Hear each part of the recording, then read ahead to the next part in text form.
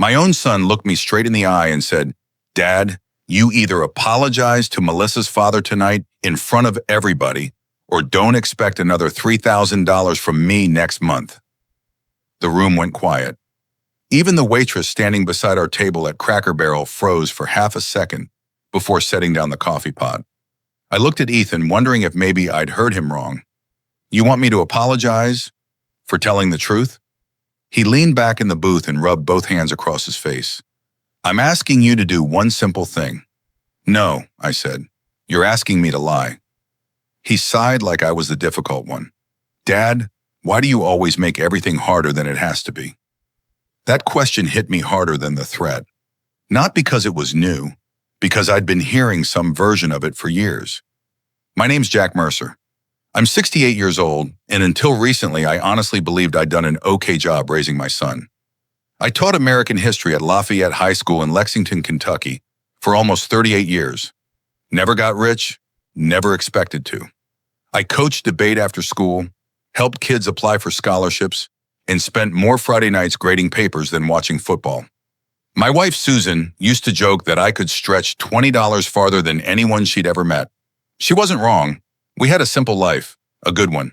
Then cancer took her 7 years ago. Nothing's ever really felt steady since. Ethan had done well for himself. Real well. He owned a commercial roofing company outside Cincinnati with nearly 50 employees.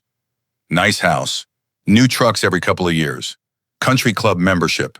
The kind of success every parent hopes their kid finds. About 4 years ago, he came to me with what sounded like concern.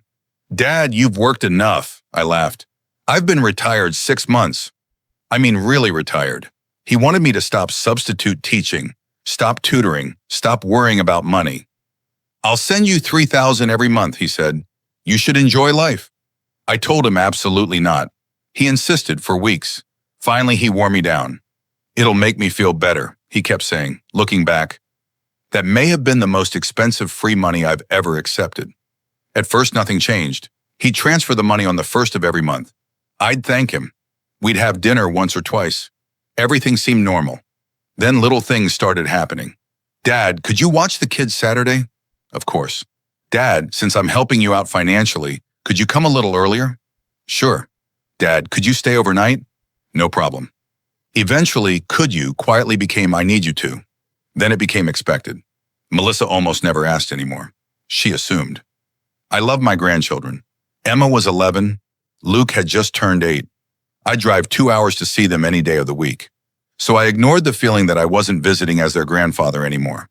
I was becoming unpaid help who happened to share DNA. Melissa wasn't openly rude. That would have been easier. She specialized in tiny cuts. "Oh, Jack probably doesn't know how these smart TVs work. I'll explain online banking later. You don't need to worry about the bill." Always smiling, always sounding helpful, always making sure everyone noticed I was the old guy who needed assistance. The worst part? Sometimes I'd catch myself believing her. Then there were her parents, Richard and Linda Collins. Richard had sold an industrial supply company for more money than I could imagine. He reminded people of that fact constantly. If there was a conversation, somehow he'd make it about one of 3 things: his investments, his golf score, or himself. Linda wasn't much different. She could compliment you and insult you in the same sentence. "Jack has such a sweet little house. Little, always little pension, little car, little life." The trouble started at Richard's country club 2 weeks earlier. A group of us had finished lunch after a charity golf tournament. Richard was entertaining everyone with another story. "This shopping center I bought in Florida doubled in value because I predicted where the highway expansion would go." I happened to know that wasn't true. Not because I was trying to embarrass him, because my older brother Thomas had owned property nearby years ago. "I thought the state announced that project after you bought the property," I said. Richard smiled. "No, I'm pretty sure they did." The other men looked it up on his phone. Turns out, they had. Richard laughed it off. Everyone else moved on. I thought that was the end of it. Apparently not. 3 nights later, Ethan called. "You owe Richard an apology." "For what?" "You embarrassed him." "He embarrassed himself." "That's not the point." I remember standing in my kitchen staring out the window at the maple tree Susan planted years ago. Ethan, are you actually hearing yourself? It's one dinner, Dad. No. It's important to Melissa. No. It's important to me. Still no. Then his voice changed. Cool. Almost businesslike. If you refuse, I waited. I'm done sending the monthly support. Silence. You'd really do that? I don't want to, but you will. If that's what it takes. I wished he'd yelled. Anger would have hurt less. After we hung up, I sat alone for nearly an hour. Not because of the money. $3,000 is real money. Of course it is. Losing it would mean changes. I'd postpone fixing the roof. Drive my old Ford another few years. Cancel a vacation I'd been thinking about. None of that bothered me nearly as much as realizing my own son believed my self-respect had a price. The next morning, I drove downtown to meet my attorney, Karen Whitfield. I'd expected paperwork. Instead, she stood when I walked into her office. I'm so sorry about your brother. I hadn't even known Thomas was sick. We weren't estranged, just different. He'd spent 40 years building commercial real estate in Scottsdale, Arizona. I stayed in Kentucky teaching history. We talked every month, visited when we could. Neither of us imagined one would outlive the other so suddenly. Karen slid a folder across the desk. He updated his estate 6 months ago. I opened it, then closed it again. I think you've handed me the wrong file. She shook her head. No. Thomas left everything. To me? She nodded. The estimated value is approximately $26 million. I honestly laughed. Not because it was funny, because my brain refused to process the number. Thomas had never married, never had children, and somehow he'd chosen me. Karen spent the next hour explaining trusts, investment accounts, commercial buildings, tax issues, and more paperwork than I'd ever seen. Barely heard half of it. Before I left, she asked if I told Ethan. No. Are you planning to? I looked out her office window. Not today. Now, less than 24 hours later, I was driving north on I-75 towards Cincinnati. The estate papers sat locked inside my briefcase in the trunk. Nobody at tonight's dinner knew they existed. As far as Ethan was concerned, I was still the retired school teacher, depending on his monthly deposit. The sun was beginning to set as I pulled into the Collins family's neighborhood. Big brick homes, perfect lawns, expensive SUVs lined the driveways. I shut off the engine and rested both hands on the steering wheel. I wasn't walking into that house to argue about money. I was walking in to learn exactly how much my dignity was worth to the people who claimed they loved me. By the time I rang the Collins front doorbell, I'd already decided on one thing. I wasn't going to mention Thomas, not unless I absolutely had to. The front door swung open before I could knock a second time. Melissa smiled, but it was the kind of smile that never quite reached her eyes. Jack, you made it. I would. She stepped aside. Everyone's in the backyard. The house looked like something out of a home magazine. Hardwood floors polished to a shine. Fresh flowers on every table. Soft jazz playing through hidden speakers.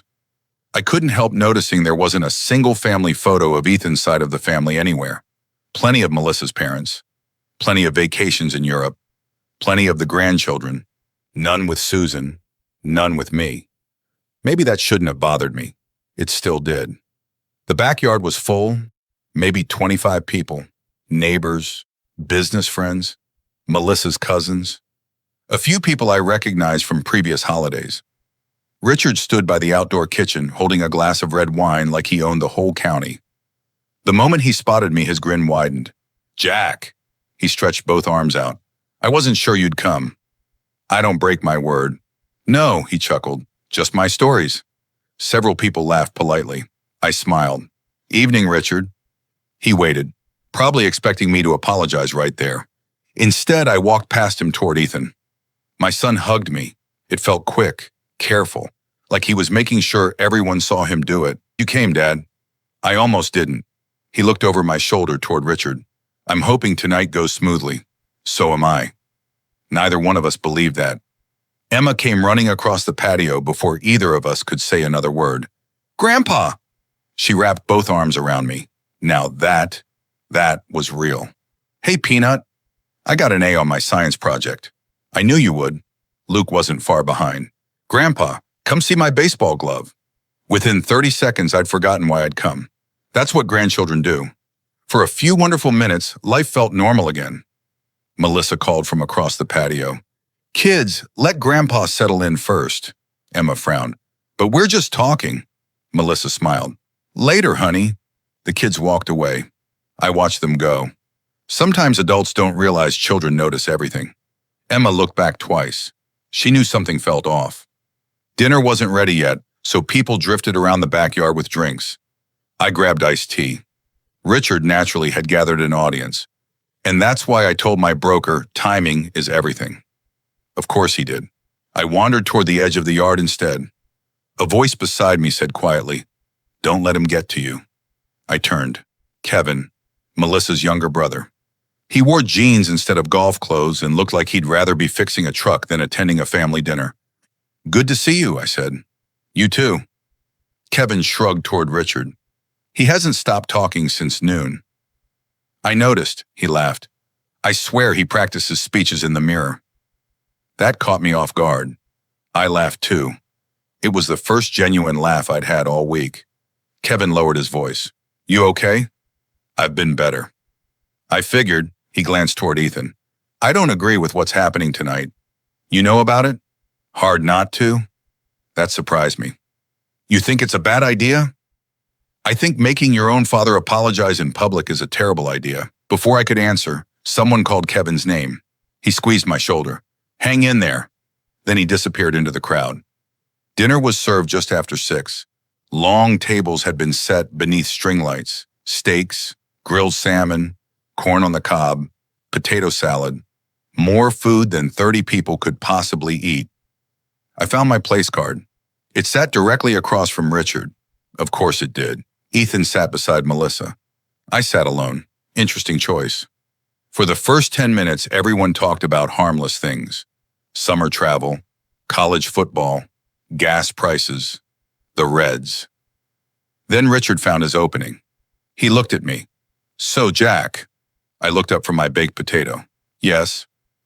"How's retirement treating you these days?" "It's peaceful." "I imagine it is." He took a sip of wine. "Especially when somebody else pays the bills." A couple people laughed.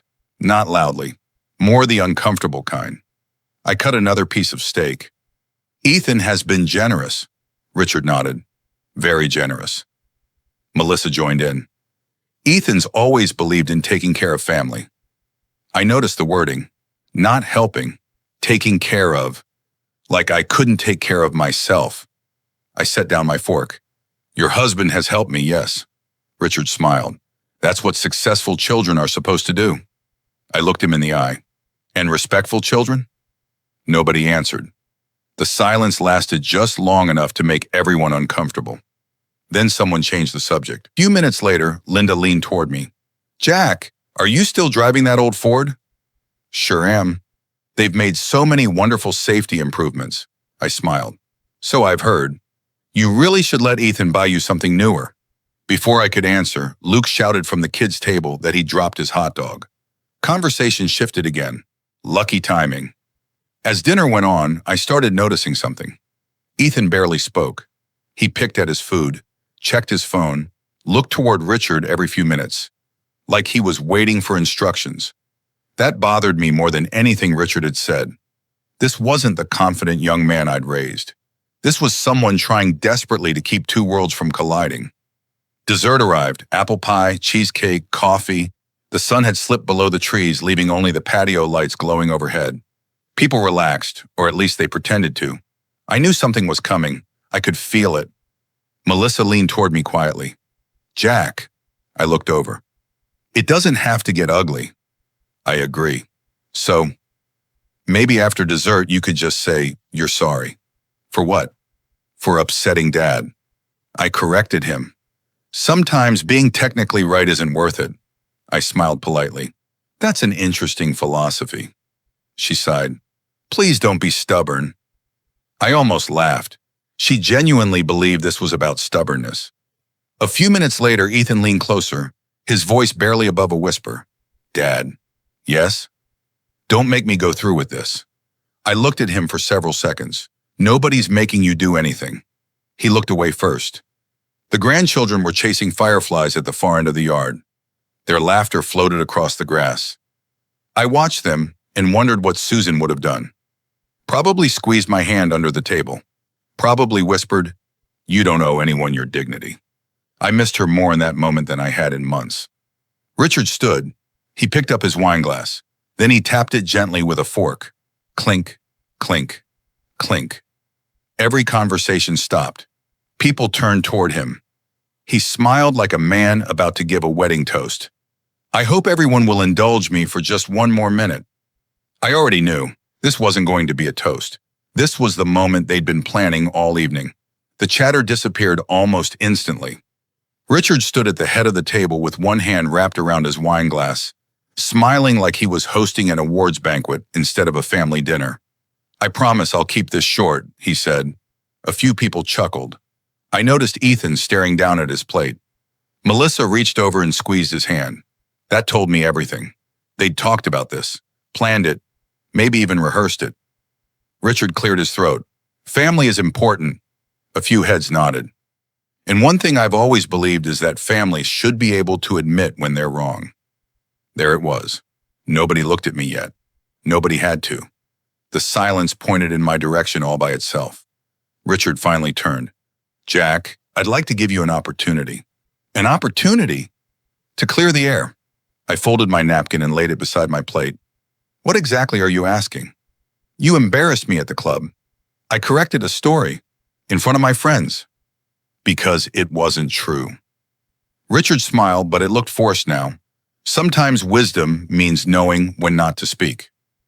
I shrugged. And sometimes wisdom means not telling stories that can be checked in 30 seconds. People shifted uncomfortably. Kevin looked down, hiding a grin. Richard's smile disappeared. Melissa stood next. "Jack," her voice sounded calm, almost sympathetic. "We don't want this to become a bigger issue than it already is." "I don't either." "Then please apologize."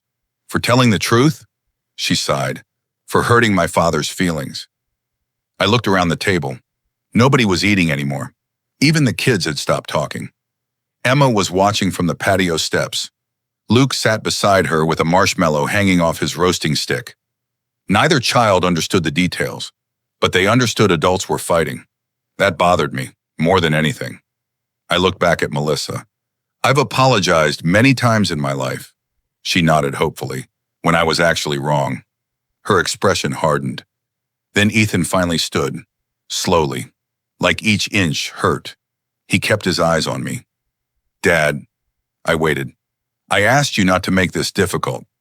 "I didn't." "You did." He took a long breath. "I've spent years trying to help you." The word help landed harder than I expected. "I've tried to make your retirement easier." "You have." "I've never asked for much in return." I almost interrupted. Almost. Instead, I let him keep talking. "I asked for one thing." He looked around at everyone gathered. "My father-in-law deserves respect." "So do I said quietly. His jaw tightened. "This isn't about you." That sentence settled over the table like cold rain. I don't think Ethan even realized what he'd said, but everyone else did. Kevin looked away. Linda stared at her coffee. Even Richard seemed surprised. Ethan straightened his shoulders. "If you refuse to apologize," he hesitated, "then starting next month, I'm ending the monthly support." Nobody moved. Nobody spoke. The only sound was a sprinkler running somewhere in the distance. I looked at my son. Really looked at him. Not the successful businessman. Not the little boy who used to fall asleep on my shoulder after Little League games. Just the man standing in front of me, waiting to see if money could buy my obedience. I asked one question. "Is that your final decision?" He swallowed. "Yes," I nodded once. "Then go ahead." His eyes blinked. "What?" "Cancel it." "Dad," I said, "cancel it." "You don't understand." "No," I smiled gently. "You don't." The confidence disappeared from Richard's face. He'd expected an argument, maybe tears, maybe bargaining. Not this. He leaned forward. "So you're refusing?" "I haven't answered your request yet." "You just did." No, I picked up my water glass and took a slow drink. I said he could keep his money. Richard frowned. Then what's your answer? I looked at him. My answer comes after one small piece of news. Melissa crossed her arms. What news? I turned toward the entire table instead of speaking only to her. Yesterday morning, I met with my attorney. That caught Ethan's attention immediately. Attorney? My older brother, Thomas, passed away. The atmosphere shifted. Just a little. Several people quietly offered condolences. Linda whispered, "Oh, Jack, I'm so sorry." Richard nodded politely. My condolences. For a brief moment, the room became human again. The argument faded. Death has a way of doing that. I appreciated those few seconds more than I expected. Thank you, I said. It was sudden. Ethan's expression softened. I didn't know. I know. I wish you'd told me. I was going to. I meant that. I really had. Richard cleared his throat. I'm very sorry for your loss. There was genuine kindness in his voice. Maybe the first I'd ever heard from him. Then he added, I hope this doesn't change what we're discussing. There it was. Business again. Always business. I nodded. It changes everything. He frowned. What do you mean? My brother left a will. Melissa looked confused. Okay. And he left me his estate. Richard smiled politely. Well, that's good. I could almost hear what he was thinking. Maybe Thomas had left me a fishing cabin, an old pickup, some savings, enough to ease retirement, nothing more. Richard even lifted his wine glass. I'm glad something positive came out of such a sad situation. I nodded. So am I. Then I added one sentence. The estate is worth approximately $26 million. Nobody reacted, not immediately. It was as if the number refused to enter the room. Melissa blinked. I'm sorry. I inherited my brother's commercial real estate, investment accounts, and other assets. Richard laughed. Not because he found it funny, because he assumed I was joking. 26 million? Approximately. Kevin stared at me. No kidding. No. Ethan's face turned completely white. He knew I never exaggerated numbers. Never. You're serious? I wish Thomas were still alive. I reached into my jacket pocket, slowly, pulled out a folded copy of the attorney's summary Karen had given me that morning. I didn't hand it to anyone. I simply laid it beside my coffee cup. Anyone close enough could see the law firm's letterhead. Richard leaned forward, his smile disappeared. Melissa reached for Ethan's arm. He didn't even notice. Nobody spoke for nearly 15 seconds. It felt much longer. The patio lights buzzed softly overhead. Somewhere across the yard, Luke asked Emma why everyone had stopped talking.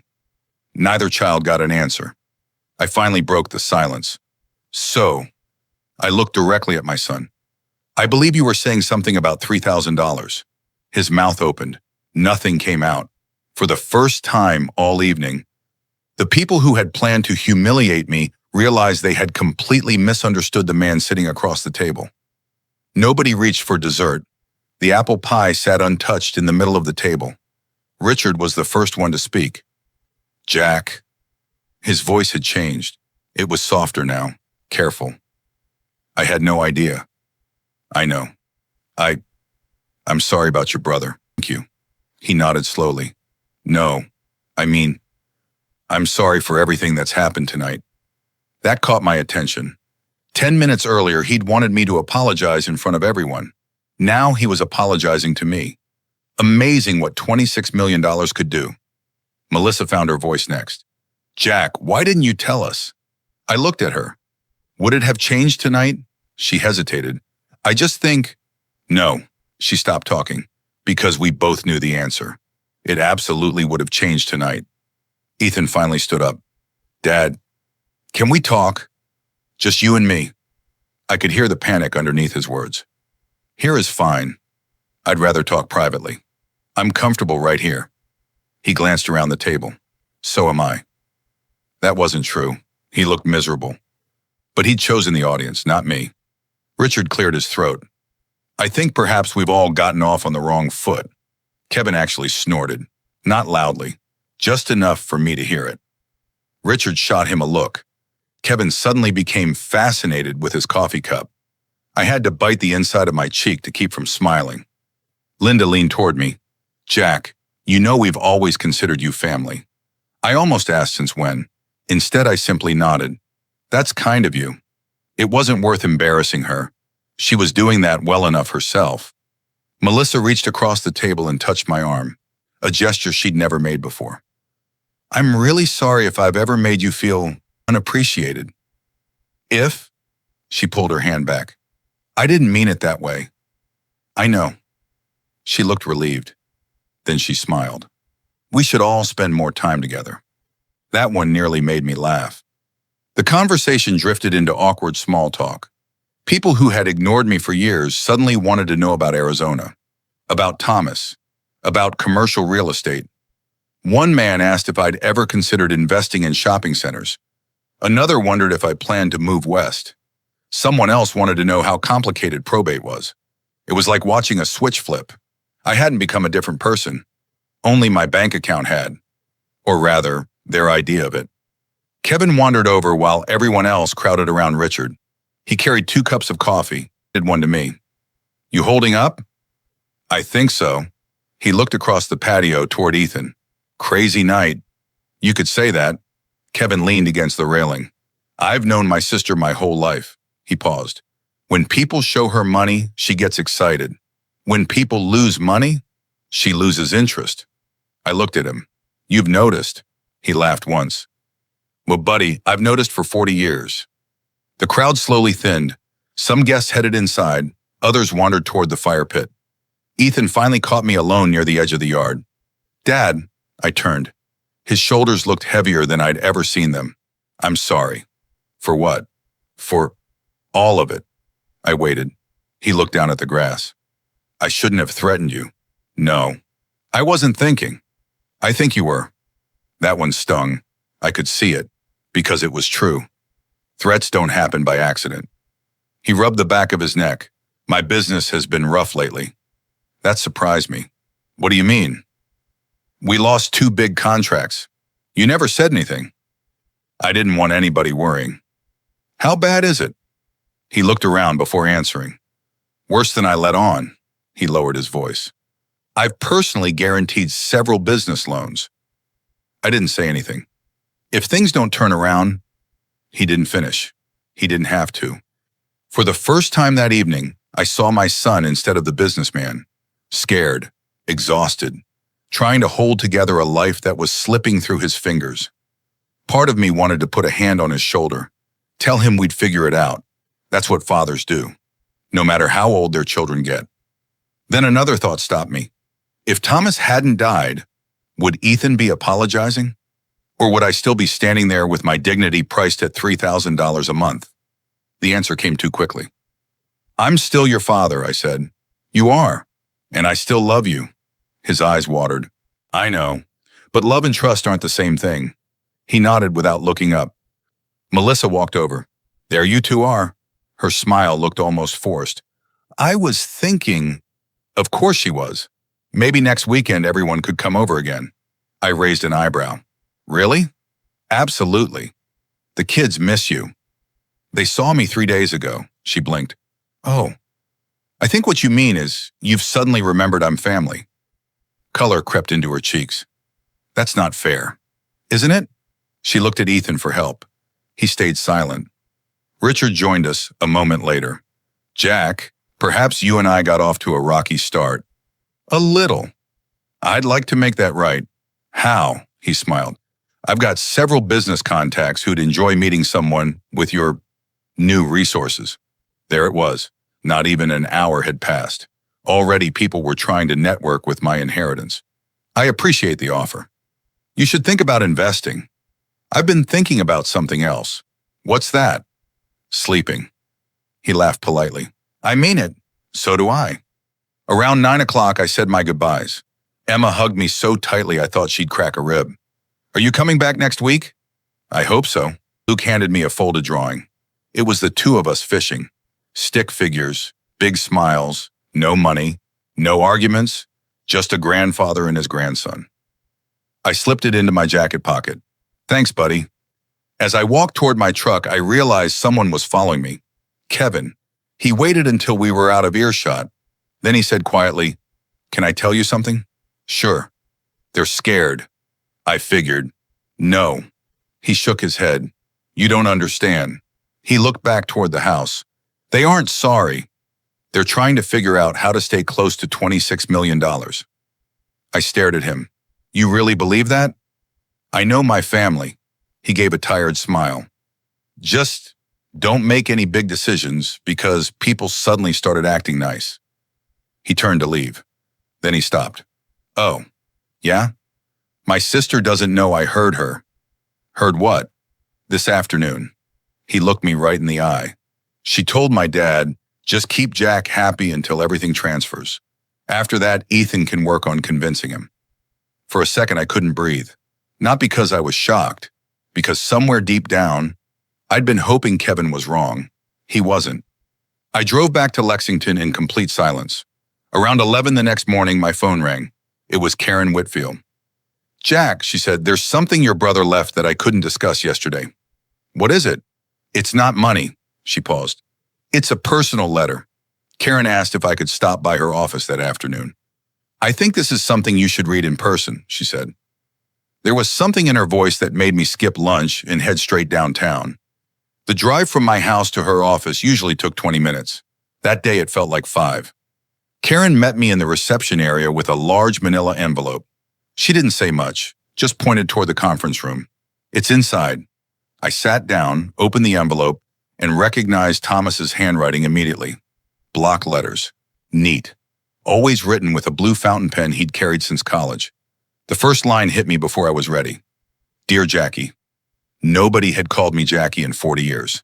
Nobody except my brother. I took a deep breath and kept reading. "If you're reading this, it means I ran out of time. I know you'll probably wonder why I left everything to you instead of spreading it around. The answer is simple. You're the only person I trust to understand what this money is actually for." I stopped for a moment. My vision blurred. Thomas had never been emotional. Not with words. He'd been the kind of man who showed love by fixing your roof or replacing your tires without telling you. Seeing those sentences, it felt like hearing his voice one last time. The letter went on for several pages. Thomas admitted he'd been quietly watching our family for years. Not spying, just paying attention. Whenever he visited Kentucky, he'd notice little things. How Ethan spoke to me, how Melissa interrupted me, how decisions somehow always became demands. He never confronted me about it. He figured I'd either see it myself or I never would. One paragraph stayed with me. "Jackie, help is only help when it leaves the other person's dignity intact. The moment money becomes a leash, it isn't generosity anymore." I folded the letter and stared out Karen's conference room window.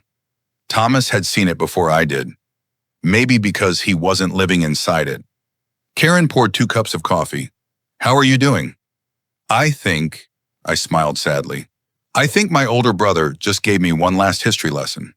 She smiled. "He seemed like a wise man. He was stubborn. So are you. I learned from the best." For the first time since his death, I laughed. A real laugh. The kind that catches you by surprise. The estate transfer moved faster than I'd expected. Thomas had planned everything carefully. The commercial properties already had professional management companies. His investments were diversified.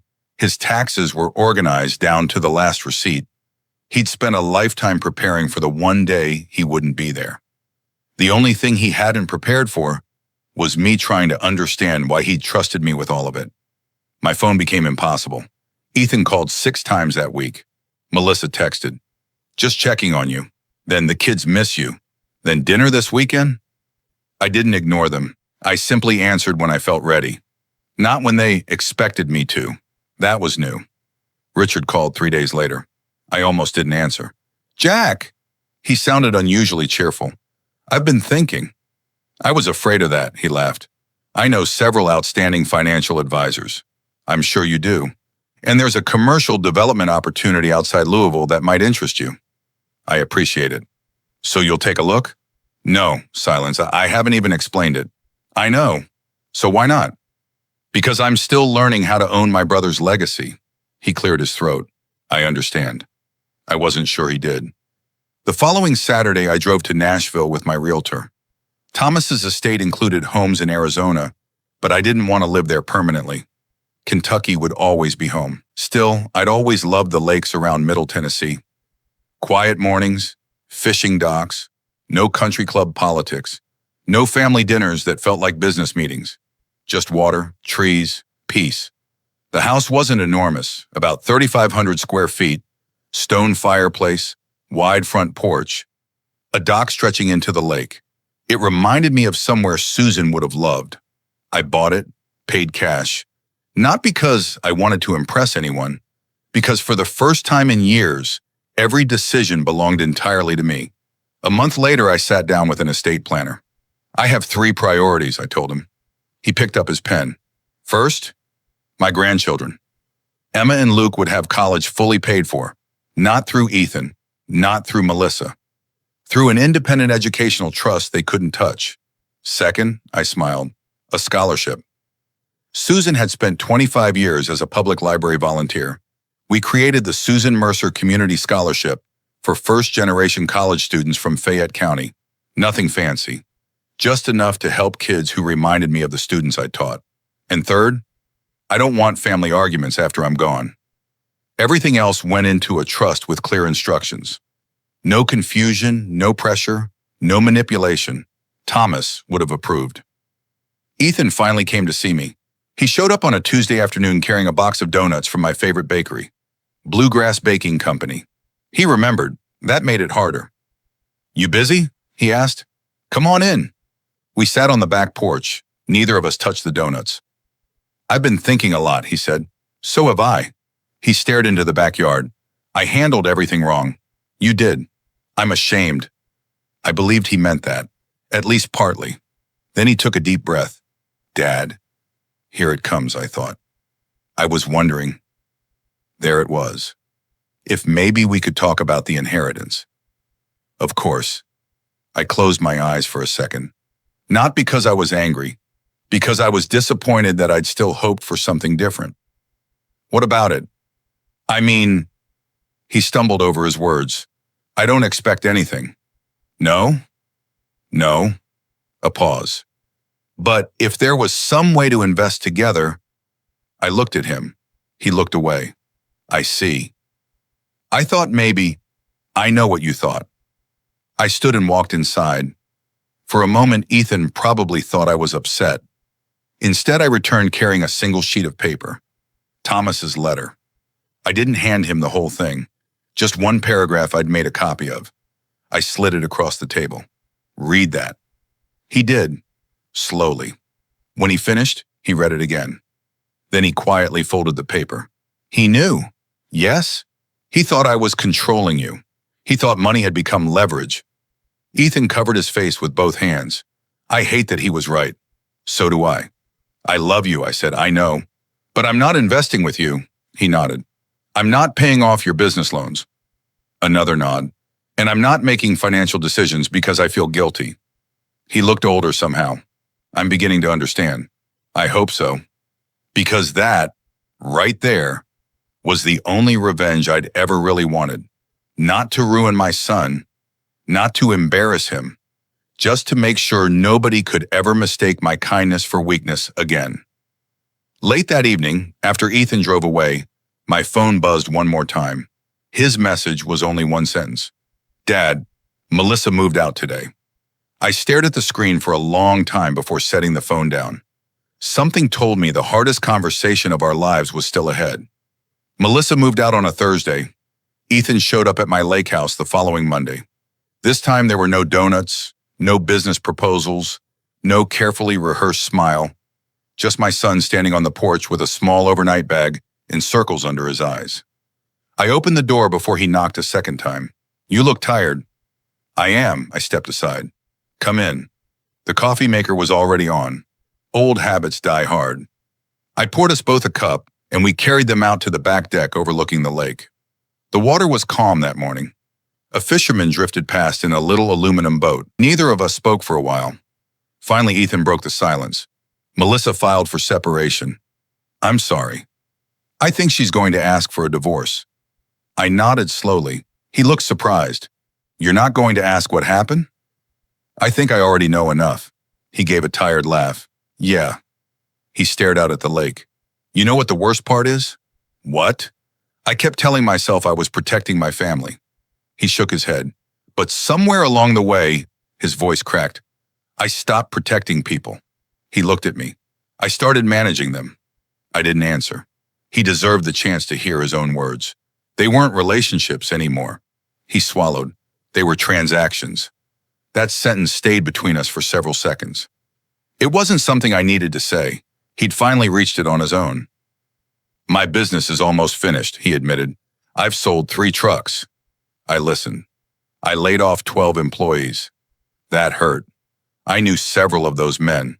Some had coached Little League with Ethan. Others had young families.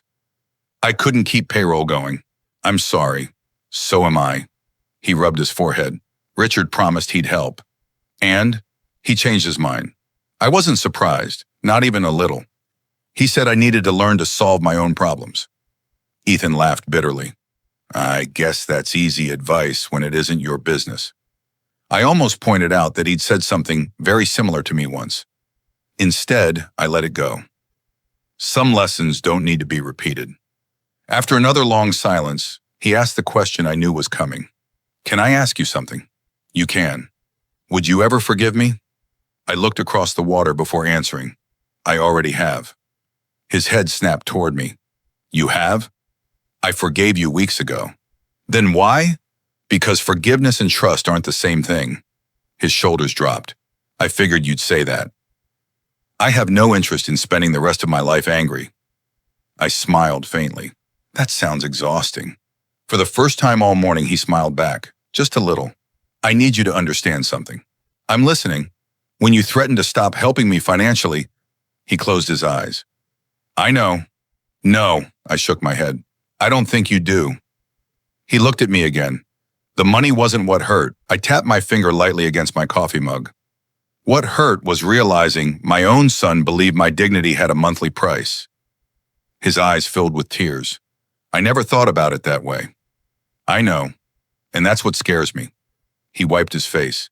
I became somebody I don't even recognize. You became somebody who forgot where he came from. He nodded. I did. You remember that old fishing trip when you were 10? He laughed through the tears. The one where we caught absolutely nothing? That's the one. You still told Mom we'd had the best day ever. Because we did. You know why? He thought for a second. Because we were together. Exactly.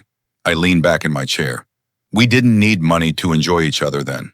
His voice dropped to a whisper. I guess somewhere along the line, I decided money solved everything. It solves some things. I looked around at the beautiful lake. This house is comfortable. It is. But it doesn't make coffee taste better. He smiled. No. It doesn't make grandchildren hug tighter. No. And it certainly doesn't make broken relationships fix themselves. He took a long breath. I don't want your money anymore. I believed him. Maybe not completely, but enough. I want another chance. I can give you a chance, his face brightened. But not the one you're expecting. He waited. If you need a place to stay for a little while, I've got an apartment. Good. If you need help finding work, I probably will. I'll make some calls. He blinked. You'd do that? Of course. I thought you'd tell me to figure it out alone. No. Why not? Because that's not how fathers work. He lowered his head. I'm sorry I forgot that. Over the next 2 hours, we talked more honestly than we had in years. Not about inheritance, not about business, about Susan, about the mistakes I'd made raising him, about the pressure he'd put on himself to become successful, about how easy it is to mistake providing for loving. Neither of us tried to win the conversation. We just listened. That alone felt like progress. Before Ethan left, I walked him to his truck. He stopped beside the driver's door. I've got something for you. He reached behind the seat and pulled out a small cardboard box. Inside were dozens of old photographs. Some I'd forgotten existed. Me teaching Ethan how to ride a bike. Susan holding him on his first day of kindergarten. Camping trips. Christmas mornings. Little League games. He smiled sadly. I found these while packing. I picked up one picture. Susan was laughing at something outside the frame.